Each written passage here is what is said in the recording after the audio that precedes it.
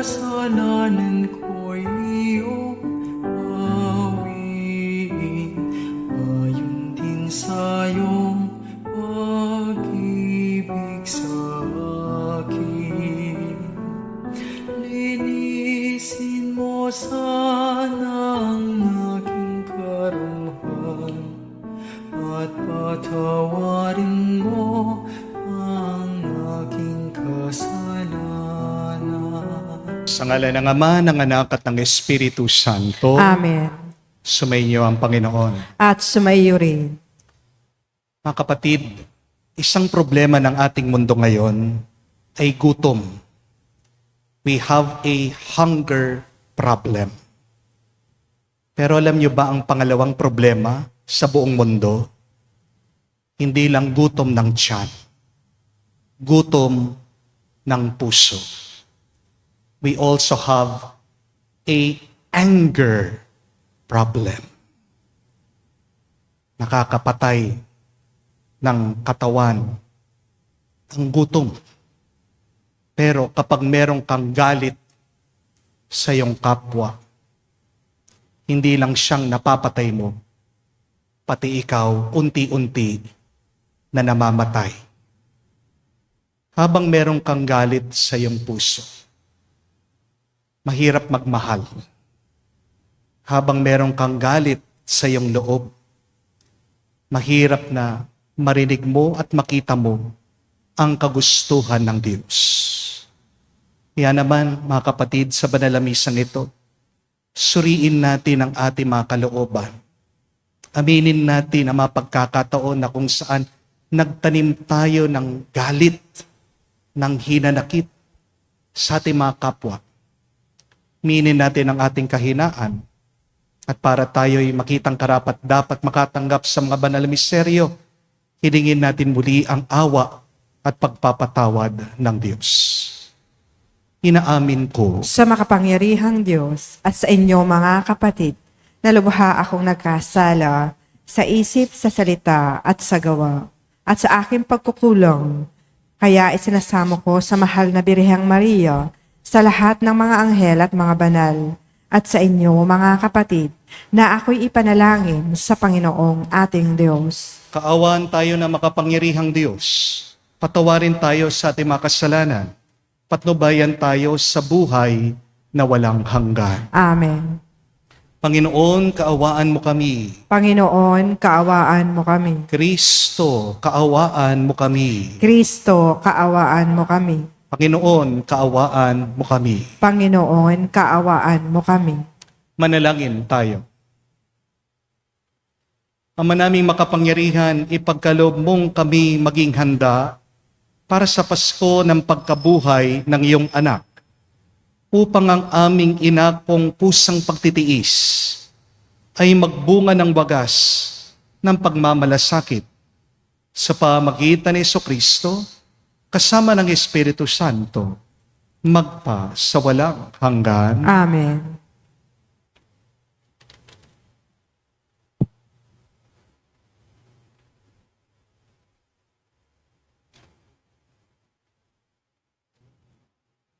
Pagbasa mula sa aklat ni Propeta Ezekiel. Sinasabi ng Panginoon, kung isang taong masama ay tumalikod sa kanyang kasamaan, sumunod sa aking mga tuntunin at gumawa ng mabuti, siya ay mabubuhay. Kakalimutan na ang lahat ng nagawa niyang kasalanan at mabubuhay siya dahil sa kabutihang ginawa niya sa bandang huli. Hindi ko ikinasisiya ang kamatayan ng masama, sabi pa ng Panginoon. Ang ibig ko nga, siya'y magsisi at magbagong buhay. Ngunit kung ang isang taong matuwid ay magpakasama at gumawa ng mga kasuklam-suklam na gawain, hindi siya mabubuhay. Mamamatay siya dahil sa kanyang pagtataksil at sa kasalanang nagawa. Mawawalan ng kabuluhan ang lahat ng kabutihang ginawa niya noong una. Marahil ay sasabihin ninyong hindi tama itong ginawa ko. Makinig kayo, mga Israelita. Matuwid ang aking tuntunin. Ang pamantayan ninyo, ang baluktot. Kapag ang isang taong matuwid ay nagpakasama, mamamatay siya dahil sa kanyang kasamaang ginawa niya. At ang masamang nagpakabuti at gumawa ng mga bagay na matuwid ay mabubuhay dahil sa pagtalikod sa nagawa niyang kasamaan noong una. Mabubuhay siya, hindi mamamatay. Ang salita ng Diyos. Salamat sa Diyos.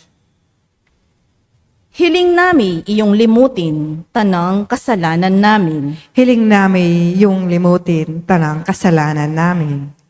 Sa gitna ng paghihirap, tinawag ko'y Panginoon.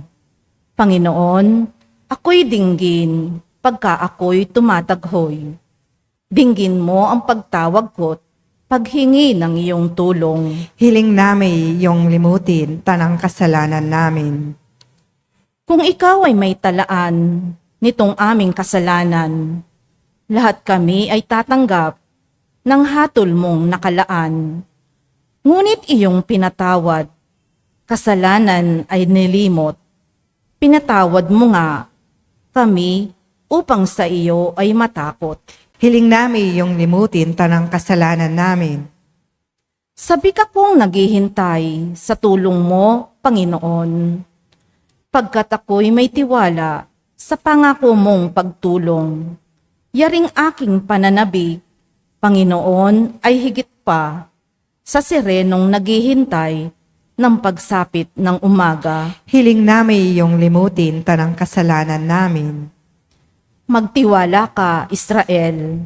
Magtiwala sa iyong Diyos. Matatag at di kukupas ang pag-ibig niyang dulot. Lagi siyang naghahandang sa sino man ay tumubos. Ililigtas ang Israel, yaong kanyang mga hirang. Ililigtas niya sila sa kanilang kasalanan. Hiling namin yung limutin tanang kasalanan namin.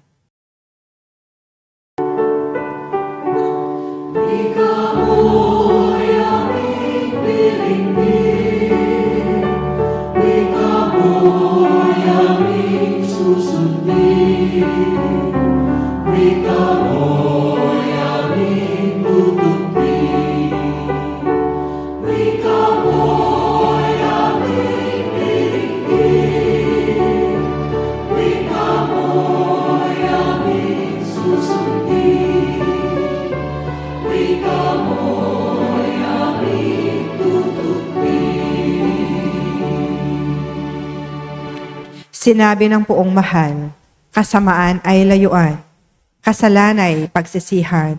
Kayo ay magbagong buhay, magbalik loob na tunay. Sumainyo ang Panginoon. At sumayo rin. Ang mabuting balita ng Panginoon ayon kay San Mateo. Papuri sa iyo, Panginoon. Nung panong yun, sinabi ni Jesus sa kanyang mga alagad, "Sinasabi ko sa inyo, kung ang pagsunod ninyo sa kalooban ng Diyos ay tulad lamang ng pagsunod ng mga eskriba at mga Pariseo, hindi kayo makakapasok sa kaharian ng Diyos." Narinig ninyo nung unay inutos sa mga tao, "Huwag kang papatay. Ang sino mang makapatay ay mananagot sa hukuman." Ngunit ngayon sinasabi ko sa inyo, ang mapuot sa kanyang kapatid ay mananagot sa hukuman. Ang humamak ng kanyang kapatid ay mananagot sa Sanhedrin. Ang sino man magsabi sa kanyang kapatid, "Ulol ka," ay mapapasaapoy ng impyerno. Kaya't kung naghahandog ka sa Diyos at maalala mo na may sama ng loob ang iyong kapatid, iwan mo muna ang iyong handog sa harapan ng dambana at makipagkasundo ka sa Kanya. Saka ka magbalik at maghandog sa Diyos.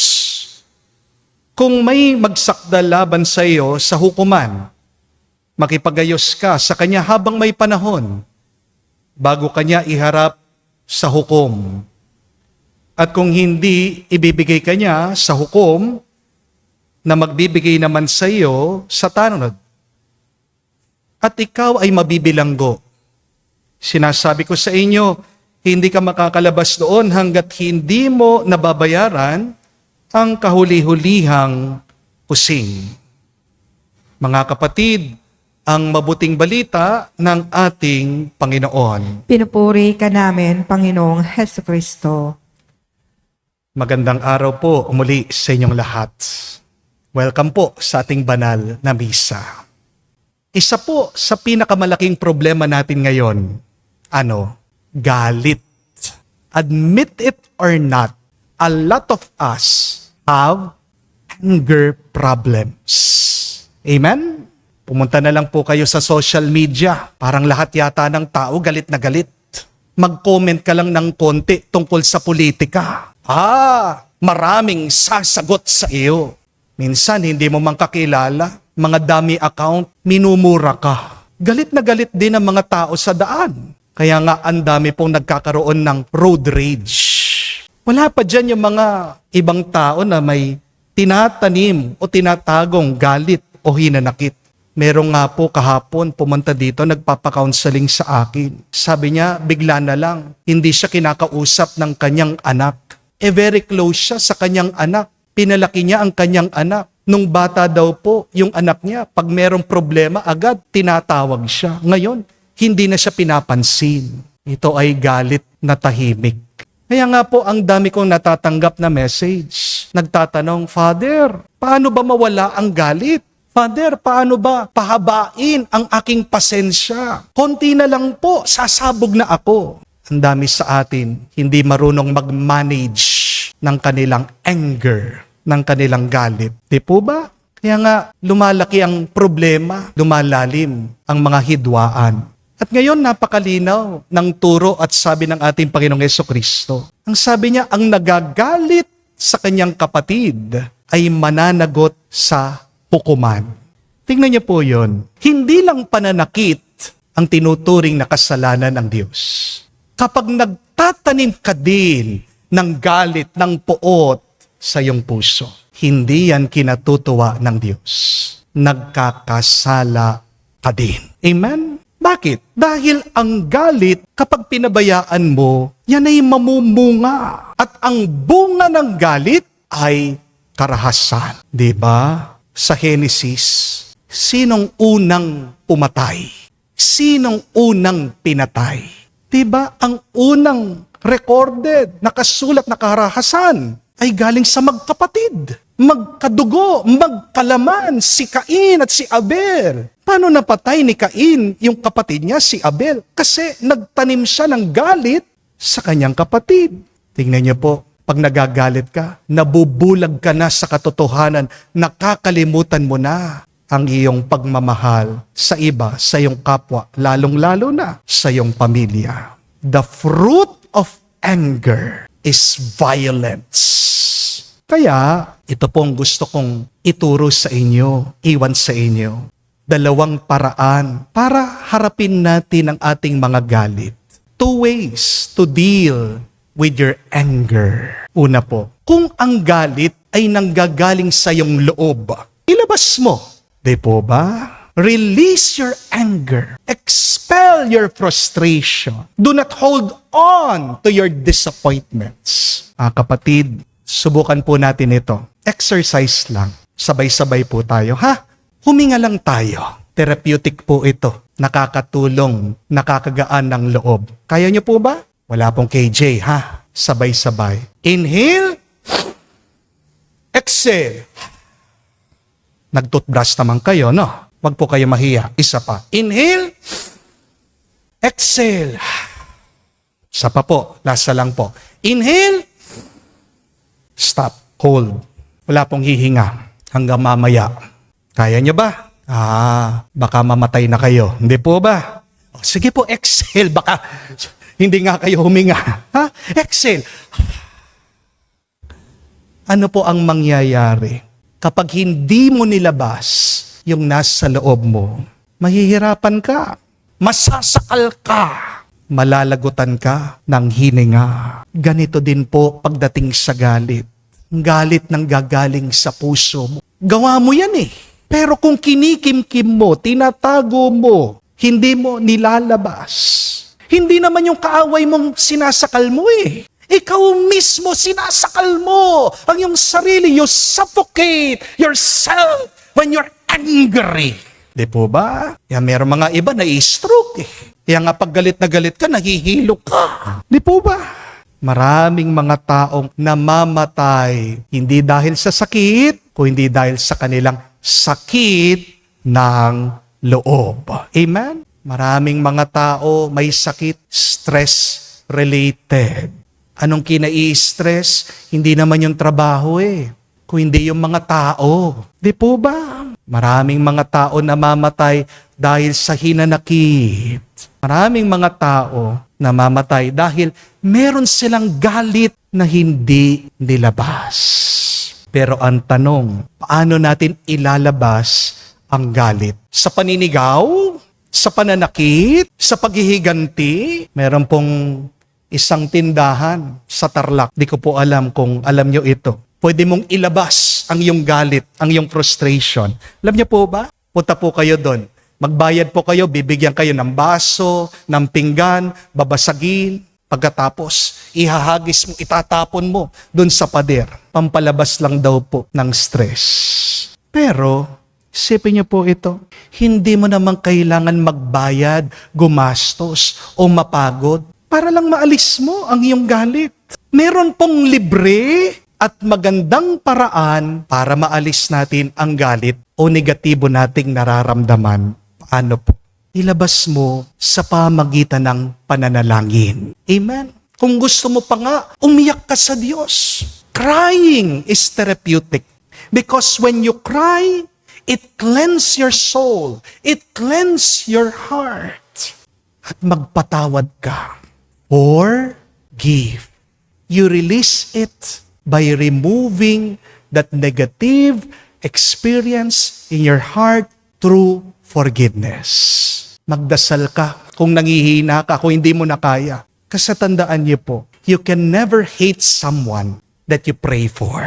Di po ba?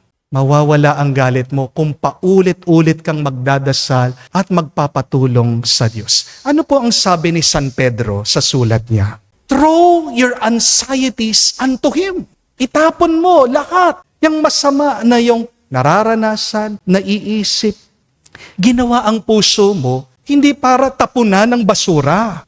Ginawa ang puso mo hindi para taguan ng masamang alaala. Amen? Mas mabuti nang umiyak sa Diyos kaysa sa tinatago mo at pagkatapos sumabog ka sa harapan ng kapwa mo. Di po ba? Kapatid, kung galing sa loob, ilabas mo kasi hindi mabuti ang galit, lason yan sa'yo. Amen? But secondly and lastly, kung ang galit galing sa labas, huwag mong tatanggapin. Huwag mong ipapasok sa iyong isip, sa iyong puso. May napakaganda pong kwento nung minsan. Meron pong isang pare, matanda na, bumibisita po sa mga parokyanos niya. Pero habang yung pari nandun sa isang bahay, merong isang lalaki pumasok, galit na galit sa pari. Dinuduro siya, minumura siya. At sa galit pa nung tao, nakita niya yung pagkain, tinapon niya doon po sa pari. Pero alam niya yung pari, compose lang siya. Tahimik lang siya, mahinahon siya. Tumayo yung pari, umuwi sa parokya, sa simbahan. Hinayaan niya yung lalaki. Nagtatanong yung mga tao, bakit mo namang ginawa sa pari yon? At yung lalaki sabi niya, kasi sabi niya, gagaling yung asawa ko, pinagdasal niya, namatay yung asawa ko. Nalulungkot pala yung lalaki. Nangungulila siya. Nagmo-mourn siya. Pero kinabukasan, yung po lalaki, nahimasmas.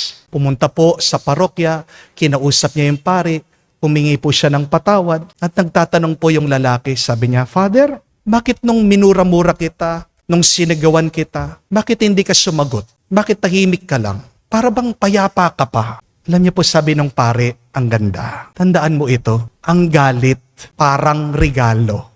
Kahapon binigyan mo ko ng regalo, hindi ko tinanggap ito. At kapag hindi mo tinanggap ang regalo ng isang tao, kanino yung regalo? Doon sa binibigyan mo, di ba babalik yan doon sa nagbigay. Galit ka kahapon, hindi ko tinanggap, bumalik ito sa iyo. Tandaan niyo po yan, mga kapatid. Kapag merong taong galit sa iyo, pwede naman na hindi mo tanggapin yung galit na binibigay niya sa iyo. Amen? You can refuse the gift of anger that other people are throwing at you, giving at you. Maawa ka naman sa sarili mo. Kung may respeto ka sa sarili mo, alam mo na, binabastos ka, ba't tatanggapin mo? Ignore mo sila. Hayaan mo na manatiling tahimik, payapa, masaya ang iyong kalooban. Refuse, reject the gift of anger that other people are giving to you. Tandaan niyo po, hindi naman lahat ng binabato nila sa iyo kailangan saluhin mo. Amen? May insulto, huwag mong tanggapin. May galit, huwag mong tanggapin. May chismis, paninira tungkol sa iyo, huwag mong tanggapin. Hindi mo kontrolado kung anong ginagawa ng ibang tao. Pero tandaan niyo, kontrolado mo palagi ang takbo ng puso mo. Amen? Sabi ng Panginoon, kung maghahandog ka sa altar, sa templo, at alam mo, meron kayong alitan ng kapatid mo, iwan mo muna yung handog mo, yung alay mo, makipag-ayos ka muna sa kapatid mo. Para ba sinasabi ni Jesus sa atin, mas mahalaga ang pakikipagkasundo kesa sa ritual. Mas mahalaga sa Diyos, mas tinitignan niya, kumusta na, anong itsura ng puso natin. Kesa sa pagkaganda-ganda nga ng iyong dasal, kumakanta ka, nasa tono ka, yung puso mo malayo naman sa Kanya. Ibig sabihin, nagpapanggap ka lang, nagbabalat kayo ka lang. Ibig sabihin, plastic ka. Gusto nyo yun? Tinatawag kang plastic.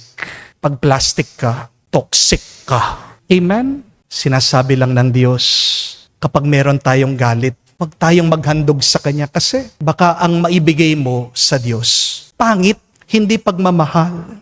Tanong, deserve ba ng Diyos? Nabigyan natin siya ng galit? Di po ba hindi? Mga kapatid, habang may panahon pa, ginising ka ng Diyos, humihinga ka, nandyan ka, umiiral ka. Ibig sabihin, habang may oras pa, alisin natin ang galit sa ating puso. Ilabas mong kinikimkim mo. Huwag mong tatanggapin ang galit galing sa iba. At palagi mong piliin ang kapayapaan. Amen? Dahil unawain po natin, ang galit ay apoy. Akala mo, pag meron kang galit, sinusunog mong iba. Hindi, ikaw ang unang nasusunog.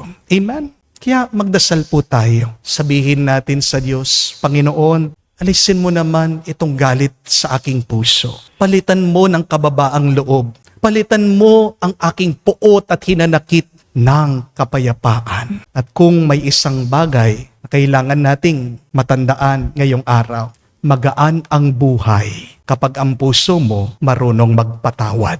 Amen? Payapa, masaya ang tao na hindi tumatanggap ng galit at negatibo galing sa iba. Kaya simulan po natin ngayon. Release that anger that is hidden inside of you. Reject the bad coming from outside, from other people. And today, only choose and receive the grace and the peace of God. Amen. Tumayo po tayo. Alay po natin sa Diyos ang ating mga dasal at panalangin ating sabihin, Panginoon, dinggin mo kami. Panginoon, dinggin mo kami. Ang simbahan naway maging kasangkapan ng pagkakasundo, pagpapatawad, pagpapagaling at pagkakaisa ng mga tao at bansang nakikipagdigmaan. Manalangin tayo sa Panginoon. Panginoon, dinggin mo kami. Ang mga pinuno ng pamahalaan naway mapagsimula ng mga proyektong magtataguyod ng katarungan, kapayapaan at pagkakaisa sa mga tao. Manalangin tayo sa Panginoon. Panginoon, dinggin mo kami. Atin nawang iwasan ang paghihiganti, karahasan, at pag-aaway na bunga ng hidwaan, ideolohiya o pananampalataya. Manalangin tayo sa Panginoon. Panginoon, dinggin mo kami. Sa katahimikan po ng ating puso, sabihin natin sa Diyos ang ating mga personal na pangangailangan. Diyos na aming Ama, tulungan mo kaming makita ang bawat isa ayon sa iyong paningin upang tanggapin at itaguyod namin ang isa't isa alang-alang sa iyo. Hinihiling namin ito sa pamagitan ni Kristo, aming Panginoon. Amen.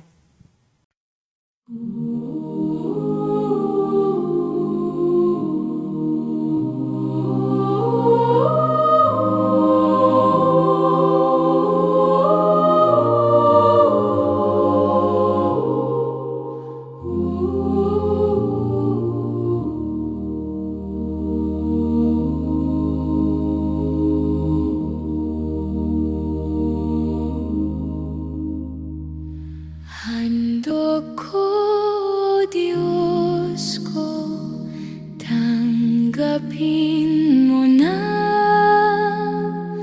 Alay ko, Diyos ko, ikalugod mo na. Nagsising puso, nagpapakumbaba. Ikatuan sana kami patawarin na.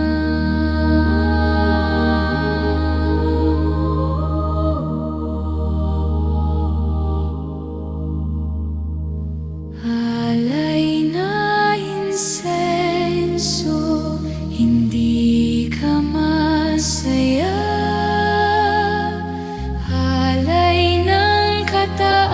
Kataasan, hindi ka tangap-tangap.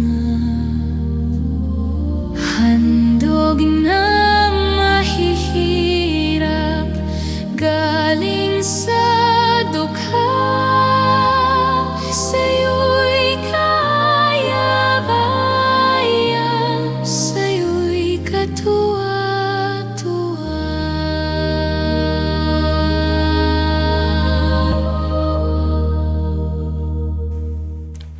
Manalangin kayo mga kapatid, para ang ating mga paghahain ay kalugdan ng Diyos, amang makapangyarihan. Tanggapin nawa ng Panginoon itong paghahain sa iyong mga kamay, sa kapurihan niya at karangalan, sa ating kapakinabangan at sa buong sambayanan niyang banal. Ama naming lumikha, tanggapin mo ang mga alay na niloob mong magdulot ng iyong pakikipagtipan, upang ito ay aming mapakinabangan bilang tagapagbigay ng iyong paglingap at pagmamahal sa pamagitan ni Jesucristo kasama ng Espiritu Santo, magpa sa walang hanggan. Amen. Sumainyo ang Panginoon. At sumayo rin. Itaas sa Diyos sa inyong mga puso at diwa. Itinaas na namin sa Panginoon. Pasalamatan natin ang Panginoong ating Diyos. Marapat na siya ay pasalamatan. Ama naming makapangyarihan, tunay nga marapat ikaw ang aming pasalamatan. Sa pamagitan ni Jesucristo na aming Panginoon, sa pagbabakas sakali mong kami bubuti, sinugo mo si Jesucristo upang pangunahan kami. Bilang pagsunod sa iyong atas na bigay, pinahayag ng iyong anak ang iyong kalooban, na mga apit dukha ay kanyang damayan. Ngayon ay iyong inihahandog ang pagkakataong aming maisaloob, ang kanyang ganap at pusang paglilingkod, upang sa iyo'y ilagi kaming makasunod. Kaya kaisa na mga anghel nagsisiawit ng papuri sa iyo. Nang walang humpay sa kalangitan, kami nagbubunyi sa iyong kadakilaan.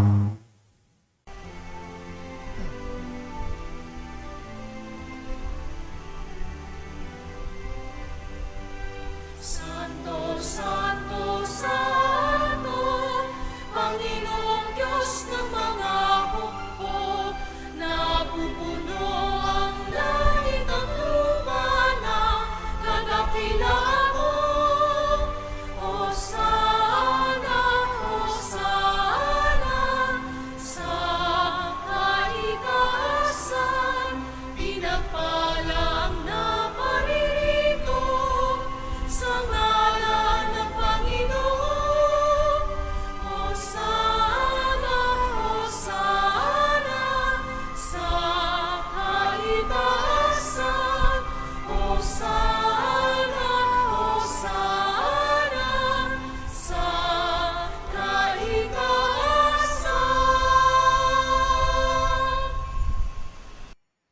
Ama naming banal, ikaw ang bukal ng tanang kabanalan.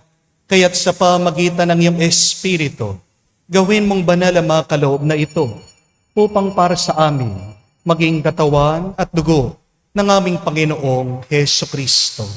Bago niya pinagtiis ang kusang loob na maging handog, hinawakan niyang tinapay, pinasalamatan kanya, pinaghati-hati niya iyon, inabot sa kanya malagad at sinabi, tanggapin ninyong lahat ito at kanin.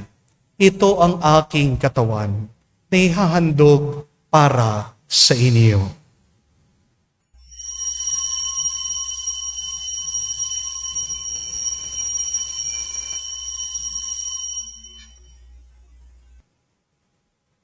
Gayon din naman nung matapos ang hapunan, hinawakan niyang kalis.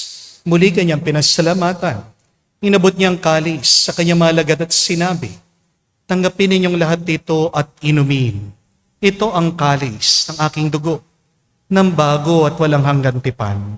Ang aking dugo na ibubuhos para sa inyo at para sa lahat, sa ipagpapatawad ng mga kasalanan. Gawin ninyo ito sa pag-aalaala sa akin.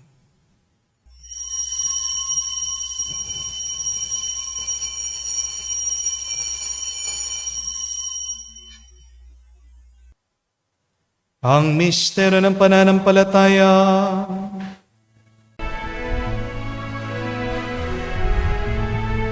Sa krus mo at pagkabuhay, kami natubos mong tunay. Oong Jesus, naming mahal,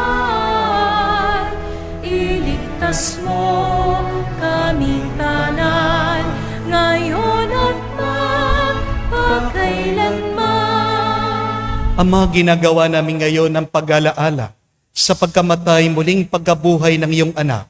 Kaya tinialay namin sa iyo ang tinapay nagbibigay buhay at ang kalis na nagkakaloob ng kaligtasan. Kami nagpapasalamat dahil kami iyong minarapat na tumayo sa harap mo para maglingkod sa iyo. Sinasamo namin kami magsalo-salo sa katawan at dugo ni Kristo ay mabuklod sa pagkakaisa sa pamagitan ng Espiritu Santo. Ama, lingapin mong iyong simbahan, laganap sa buong daigdig. Puspusin mo kami sa pag-ibig. Kaisa ni Leon ang aming Santo Papa, si Florentino aming Arsobispo, at ng Tanang Kaparian. Alalahanin mo rin ang aming mga kapatid na nahimlay may pag-asang sila'y muling mabubuhay. Gayon din naman lahat ng mga pumanaw. Kawan mo't sila't patuloyin sa iyong kaliwanagan. Kawan mo't pagindapating kaming lahat, makasalo sa iyong buhay na walang wakas. Kaisa na mahal na Birhen Maria, Ina ng Diyos. Kaisa ni San Jose, ang kanyang malwalhating esposo. Kaisa ng mga apostol, lahat ng mga banal, na namuhay dito sa daigdig, nakalugod-lugod sa iyo. May pagdiwang nawa namin ang pagpupuri sa ikararangal mo sa pamagitan ng iyong anak, aming Panginoong Heso Kristo. Sa pamamagitan ni Kristo, kasama niya at sa Kanya, lahat ng parangal at papuri ay sa iyo, Diyos Ama, makapangyarihan, kasama na Espiritu Santo, magpasawalang hanggan.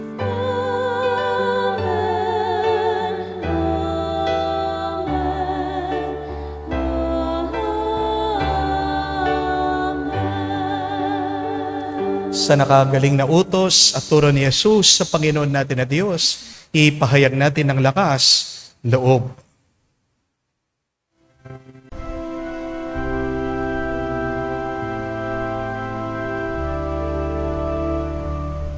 Ama namin, sumasalangit ka, sambahin ang ngalan mo, mapasa amin ang kaharian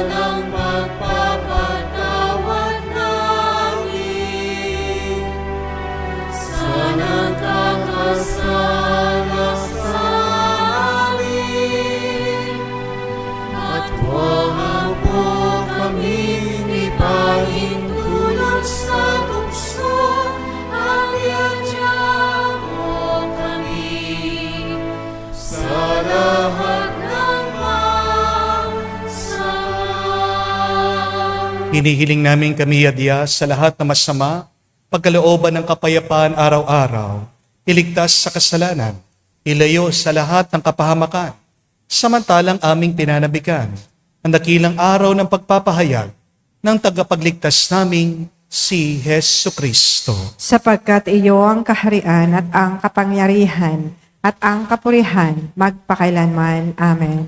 Panginoong Hesu Kristo, sinabi mo sa mga apostol, kapayapaan ang iniiwan ko sa inyo. Ang aking kapayapaan binibigay ko sa inyo. Tunghayan mong aming pananampalataya at huwag ang aming pagkakasala. Pagkalooban mo kami ng kapayapaan at pagkakaisa ayon sa iyong kalooban, kasama ng Espiritu Santo, magpa sa walang hanggan. Amen. Kapayapaan ng Panginoon ay laging sumainyo. At sumayo rin. Magbigayan po tayo ng kapayapaan sa bawat isa. Pigsuyo po, kapayapaan po sa inyong lahat.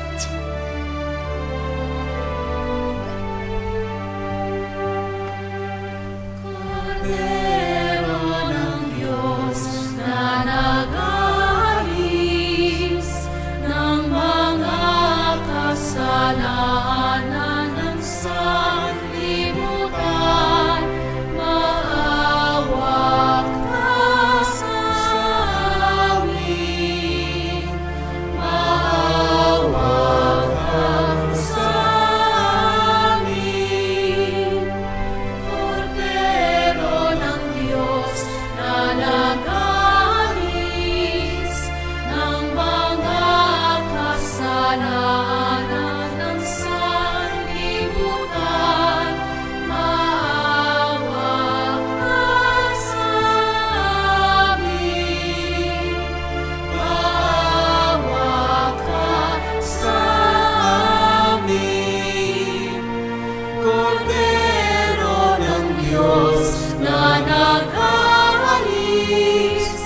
ng mga kasalanan ng sanlibutan, ipagkaloob mo sa amin ang kapayapaan.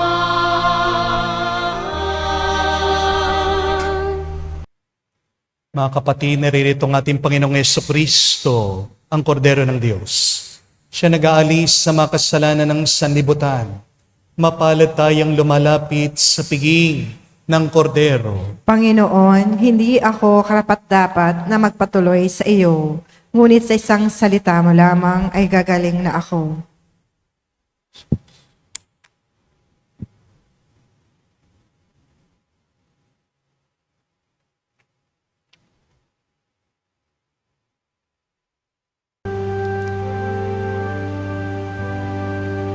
Ang Panginoon ang aking tanglang. Sa panganib ako'y iingatan. Kanino ako masisindak? Matatakot kung ako'y laging nasa piling niya. O Diyos, pakinggan mo ang aking tawa at sa aking maawat mahabag. Buhay ko may pagtangkaan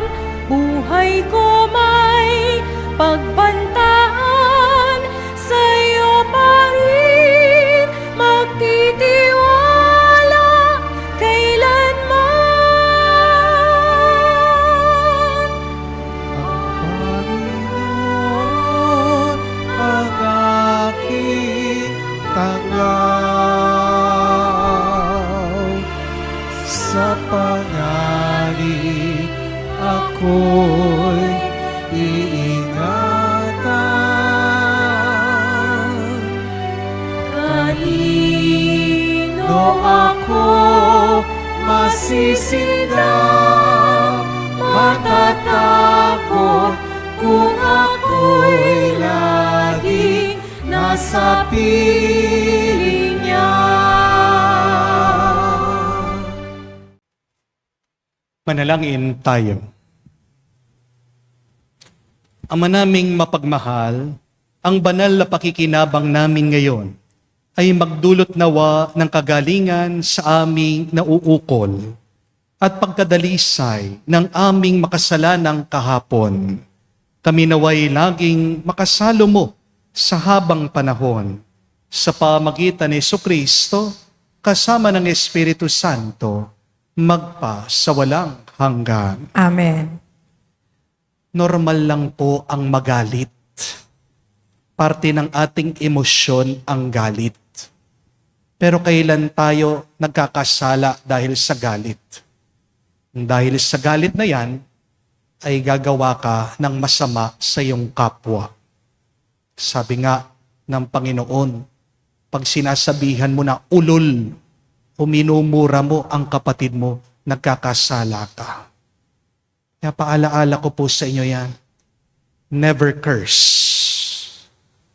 Because if you want your life to be blessed, then bless others through your words. Baka isang dahilan bakit naghihirap ka, nag-uumpisa sa'yo sa pananalita mo, minumura mo ang kapwa mo. Tandaan niyo po, tayong lahat ay magkakapatid kay Kristo. Amen? Hindi rin mabuti nagtatanim ka ng galit. Bakit merong mga tao hindi mabitabitawan yung galit? Kasi ginagamit nilang resibo nung ibig sabihin para maipamukha nila dun sa taong nakasakit sa kanila. Tignan mo, ganito mo ko nasaktan, no?